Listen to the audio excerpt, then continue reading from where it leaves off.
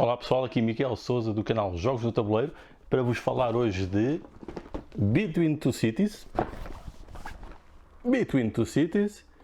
e a expansão Between Two Cities Capitals. Vamos ver então como é que se joga e depois voltamos a falar. Então, como é que se joga aqui este Between Two Cities? E, como diz o nome, vamos ficar mesmo entre duas cidades. Temos aqui várias peças para simular as nossas cidades, para as marcar. Eu vou escolher aqui apenas estas duas, por exemplo. Vou escolher estas duas, que é a Sagrada Família. Vamos imaginar que estamos em Barcelona. Então vamos colocar aqui no 0 e aqui, por exemplo, esta cidade. E vamos por aqui mais para cima e vamos escolher mais uma cidade, pode ser Veneza. Então vamos pôr aqui Veneza e vamos pôr aqui a outra cidade, porque no fundo nós vamos estar entre duas cidades. É a mesma lógica do jogo, portanto cada jogador não terá a sua cidade, mas terá de trabalhar para duas cidades. Então como é que as cidades funcionam? Isto é um jogo de colocação de peças, um chamado Tile Placement, e existem vários tipos. Existem, por exemplo, as zonas ditas comerciais, que vão pontuar, tal como diz aqui, por linhas ou colunas. Por exemplo, se tiver só uma, são 2 pontos, se tiver duas, são 5, se tiver 3, são 10, portanto pode estar assim como assim, ou assim. Temos também edifícios de escritórios ou de educação, depende do que quiserem interpretar, que é a quantidade dos que têm em jogo, independentemente de estarem ao lado ou não os dos outros. Por exemplo, 2 dá 3 e 3 daria 6 pontos. No entanto, se tivessem por cada edifício vermelho adjacente, por exemplo, a um azul, se isto tivesse algo deste género, cada um deles teria um ponto adicional, ou seja, isto daria 6 pontos, mais um por cada um, 9 pontos. É assim que funcionam os edifícios azuis, e eles, não, lá está, não precisavam estar ligados, podia estar, por exemplo, algo assim, e seria extremamente eficiente, porque o mesmo edifício vermelho iria pontuar todos os azuis. Ou seja, daria 9 pontos na mesma, com menos edifícios. Depois temos os vermelhos também, que também não precisam estar adjacentes, e por cada tipo de ícone diferente vão dar pontos. Portanto, tendo os 4 ícones diferentes, daria o máximo de pontuação, que neste caso seria 17. E eles também podem estar em qualquer localização, não precisam de estar agarrados ou adjacentes sequer. Depois temos também as fábricas. As fábricas podem estar em qualquer lugar da vossa construção, sendo que isto tem de ser sempre ortogonal e estar adjacente. E no final da ronda, aliás do jogo, no final do jogo vamos pontuar, e quem tiver mais fábricas do total das cidades em jogo vão dar pontuações diferentes. Portanto, a cidade que tiver mais, cada uma delas vale 4 pontos, a segunda cidade com mais fábricas, cada uma valerá 3, e até a terceira que vale 2. Portanto, também é uma estratégia a ter em conta. Depois existem também os parques verdes, que dão pontos também por adjacência, mas aqui não precisa de ser em linha horizontal. Pode ser assim perfeitamente, desde que toquem. Por exemplo, 3 parques davam 18 pontos, sendo que há aqui um limite a partir do qual começa a compensar ou não, e podemos fazer vários conjuntos. Por fim, existem também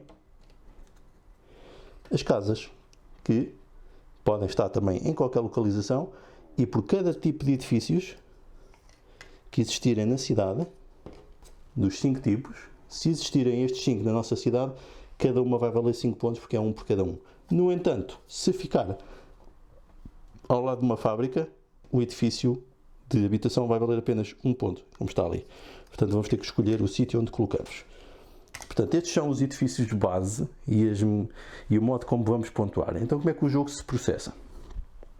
Cada jogador vai receber 7 peças destas, ok? Recebe as 7, olha, e destas vai escolher primeiro, para a sua cidade à esquerda, 2 das peças. A escolher, por exemplo, escolhia isto. Escolhi estas 2, colocava debaixo da cidade à sua esquerda. O jogador que está ao lado também teria 7 peças, ia escolher 2. Neste caso, imaginemos que ele escolhia isto. colocava na cidade, as peças que ele tinha na mão iam passar depois para mim, e agora, eu que supostamente estou no meio, vamos passar à parte de colocar as peças na cidade.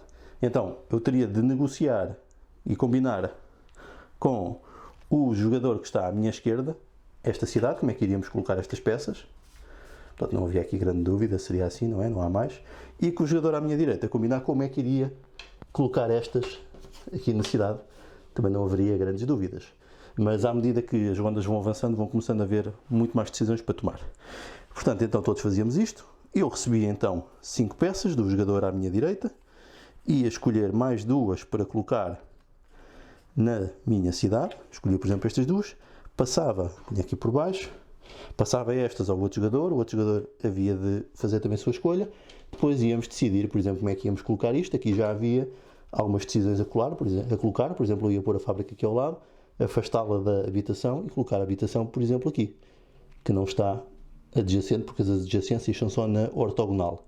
Horizontal ou vertical. Diagonal não conta. Portanto, ia começar aqui a montar a minha pontuação. Íamos fazer isto para as cidades todas, até sobrar apenas uma peça, porque começamos com 7, ou seja, vamos fazer 3 rondas a colocar 2, a outra é descartada. Depois vamos receber 3 peças duplas, cada jogador recebe 3, escolhe 2, coloca uma na cidade à esquerda e outra na cidade à direita. Ok? Isto depois vai gerar também 2 peças entre cada cidade, mas imaginar que os outros jogadores tinham escolhido também. Vamos por aqui mais 2 e então vamos passar à fase de como é que em conjunto vamos decidir colocar isto. Portanto, podia ser assim, algo deste género. Portanto, os edifícios têm de estar virados para a frente, não podem entrar ao contrário. Podia ser qualquer coisa assim do género, e aqui podia ser também qualquer coisa, por exemplo, assim e assim. Okay? Algo assim deste género. Portanto, isto ia avançando. Depois voltávamos a fazer mais uma ronda com 7 pecinhas destas, e agora iria rodar para a direita, em vez de ser para a esquerda. Portanto, iríamos estar a jogar nos 2 sentidos, e íamos estar sempre em conjunto a construir aqui a cidade no modo semi-cooperativo, podemos chamar isso, ou mesmo cooperativo, na fase de decisão da colocação das peças. Portanto, vamos ver então como é que seriam, por exemplo, 2 cidades aqui na fase final. Vamos simular aqui, pôr aqui mais peças, até fazer a grelha. Imaginar que eu tinha isto.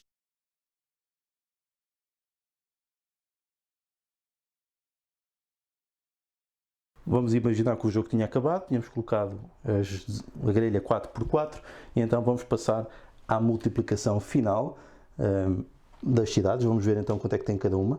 Por exemplo, quem tem mais indústrias é esta cidade, portanto, cada um vale 4. 4 vezes 4, 16. 16 pontos para Veneza.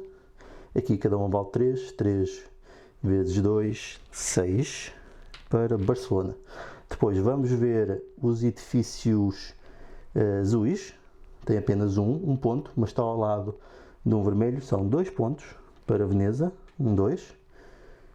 Edifícios azuis têm 3. Portanto, 3 dá 6 pontos, mas estão todos perto de 1. Portanto, dá 9. Aquele é duplicado, não conta. 9 para Barcelona. Portanto, passa para 15. Vamos contar os vermelhos. Tem 2, por acaso são iguais, portanto eram só 2 pontos, 1 ponto cada um. E aqui Barcelona tem 3 diferentes, dá 9 pontos. Ou seja, 24 está ali. Depois vamos contar amarelos. Está aqui uma fila. Esta fila vale, seja 3, 10 pontos. E tem aqui mais um isolado que só vale 2 pontos. Aqui Barcelona tem 3, portanto 3 também são 10 pontos. Depois vamos contar espaços verdes. Estão aqui 3 espaços verdes, portanto dá 12 pontos para Veneza. E estão aqui mais 2 em Barcelona, portanto dá 8 pontos. Ou seja, 34, 42. e já está tudo contabilizado, ok? Ver se não está aqui a faltar nada.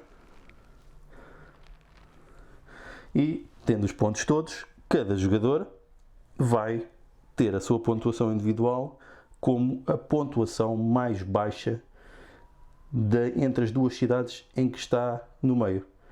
Esta é a parte curiosa, portanto, no meu caso, eu estando no meio destas duas cidades, a minha pontuação ia ser Veneza, que seria 36, porque é a mais baixa. Isto gera também situações engraçadas. E o jogo basicamente vai ser isto, joga-se rapidamente, mas tem mais componentes.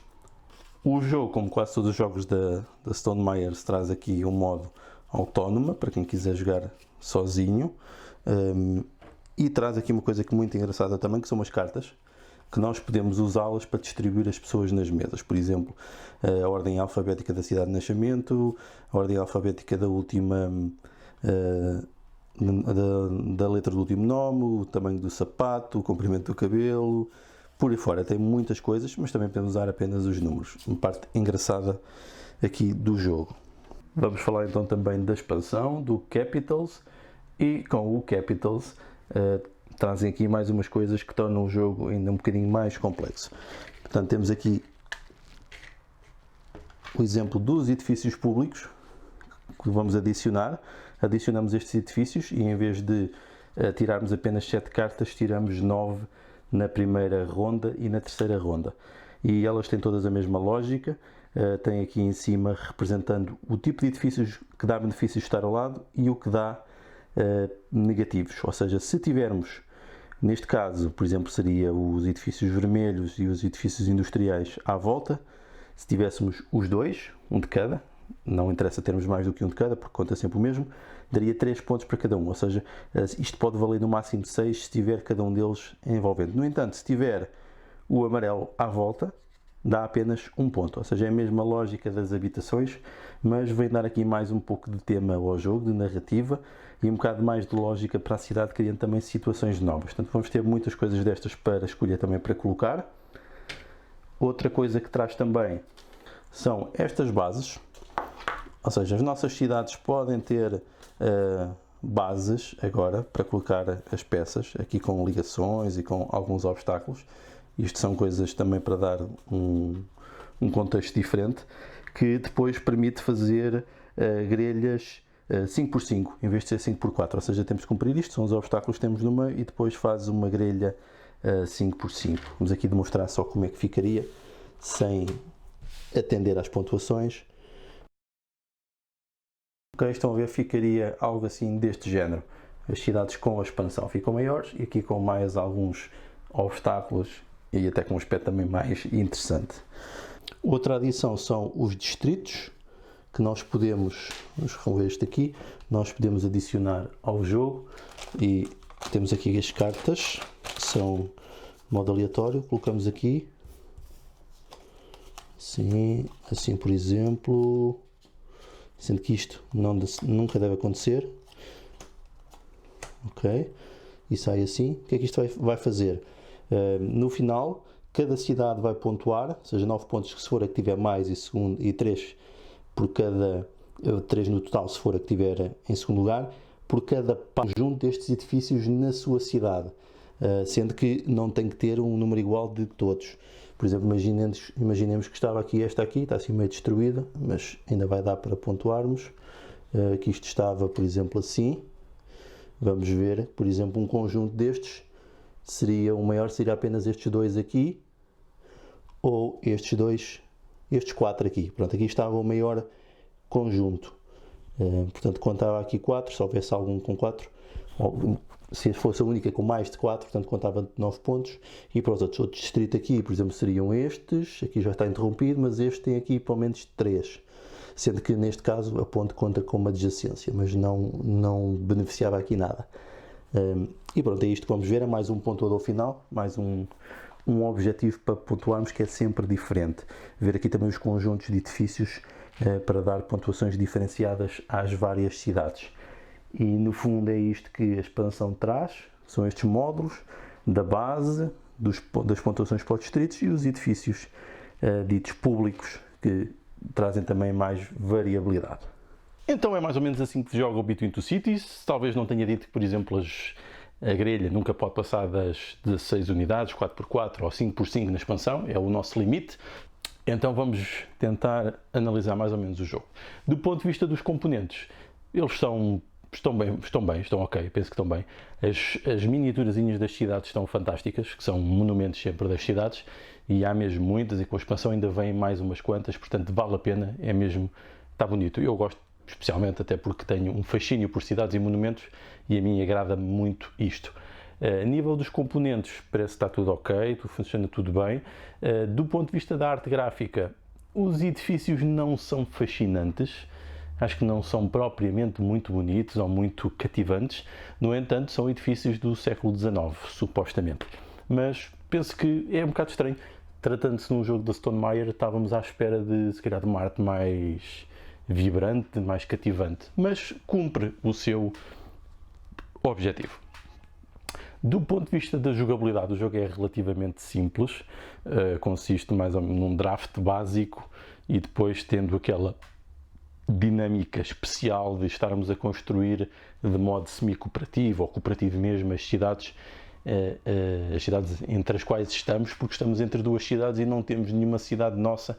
Isso está interessante, está original, e o facto de pontuarmos também a menor das duas, que é uma coisa que se vê em alguns jogos, não é o único, há muitos com este sistema de pontuação em que temos vários rankings, vários níveis, e vamos pontuar o mais baixo para nos obrigar a fazer o nosso jogo e o nosso planeamento de uma forma equilibrada, ou seja, de nada nos serve ter uma cidade muito boa e a outra muito má, porque depois vamos pontuar a que está pior. Acaba por ser um jogo interessante nas dinâmicas que cria, porque cria realmente aqui uma noção de competição, mas de colaboração, tudo no mesmo jogo, num jogo rápido que se joga em cerca de meia hora, mesmo com a expansão não é muito mais, são mais uns minutos, não mais que isso, porque também não são muito mais edifícios que vão colocar. Vão fazer 2 rondas de 9 e aquela dos edifícios duplos, portanto é relativamente rápido. E depois ficam com uma sensação até de realização, porque criaram ou ajudaram a criar cidades. O painel de pontuador é um bocado exagerado, no entanto o jogo, eu tenho aqui, não está assim muito bem arrumado, mas o jogo com a expansão cabe todo na caixa original, o que é bastante bom. Quanto à expansão, vem adicionar coisas interessantes. Com esta expansão já passa a ser um jogo com mais substância, com mais conteúdo, com mais profundidade. Vai-nos dar novas maneiras de pontuar, vai-nos dar edifícios diferentes que vão criar alguma disrupção na nossa cidade, que vão dar novas formas de pontuar e novas formas de gerir os espaços. Os pontuadores também dos distritos são interessantes, porque vem dar sempre um pontuador diferente para cada partida, e as bases também criam ali uma dificuldade adicional para não ser tão óbvio como é que vamos posicionar as peças. Portanto, parece-me que o jogo com a expansão fica bastante mais interessante, e eu também não pretendo voltar a jogá-lo sem ela. Sendo que não é um jogo que eu jogo particularmente como gamer, como jogador, mas é um jogo que eu tenho usado nas minhas atividades de planeamento urbano, uma vez que é a minha área de investigação, e com recurso de jogos. Portanto, é um jogo que tem aqui algumas coisas que podemos usar para esses fins mais sérios, porque é bastante rápido e imediato e simula algumas coisas do ponto de vista urbano. Não estamos a fazer uma cidade, é uma simplificação muito grande, mas tem alguns pormenores que nos faz refletir sobre o assunto, e isso já é bom. Portanto, Between Two Cities, um jogo quase party game, porque joga até 7 jogadores. Normalmente um dos critérios para definirmos se é um party game ou não é o número de jogadores. Claro, para além da diversão, porque é um jogo que tem de ser imediato, rápido e ser divertido, mas o número de jogadores aqui é importante. Portanto, pode ser jogado até 7. Tem aqui, não é particularmente caro, se bem que com a expansão já vos custa um pouco mais, mas penso que o jogo sozinho é menos de 30 euros, conseguem comprar por menos de 30, e a expansão será para aí 20 euros, mais coisa, menos coisa. Portanto, ficou aqui com um jogo interessante. E pronto, é isso. Não sei se tenho mais a dizer. O jogo é simples, quanto a nível da curva de aprendizagem não tem nada de especial, basta jogar uma vez, ficam logo a perceber como é que se joga, e até apenas com as explicações também pode ser suficiente. Nível da AP não tem muito AP, pode ser muito rápido. No entanto, convém que pressionem os outros jogadores para não demorarem muito tempo nas decisões de colocar as peças, portanto isso pode acontecer, não tanto pelo AP, mas mais pelo processo de debate com os outros, porque nós não colocamos sozinhos as peças, tem de ser fruto de um processo de acordo entre os outros jogadores que estão à nossa esquerda e à nossa direita. E pode levar um bocadinho de tempo, enquanto estamos a falar com um, não podemos estar a trabalhar noutra cidade, só dá para fazer uma de cada vez. Mas depois isto também vai obrigar e vai servir para treinar certas competências, com a capacidade de direcionar rapidamente o foco de um lado para o outro. Isso é uma parte interessante também deste jogo. Portanto, fica aqui a minha análise do Between Two Cities, um jogo que eu recomendo. Não é o melhor City Builder, de longe, não é um jogo muito profundo, não é o melhor jogo do mundo, mas tem coisas únicas que o fazem distinguir. Então vá, adeus.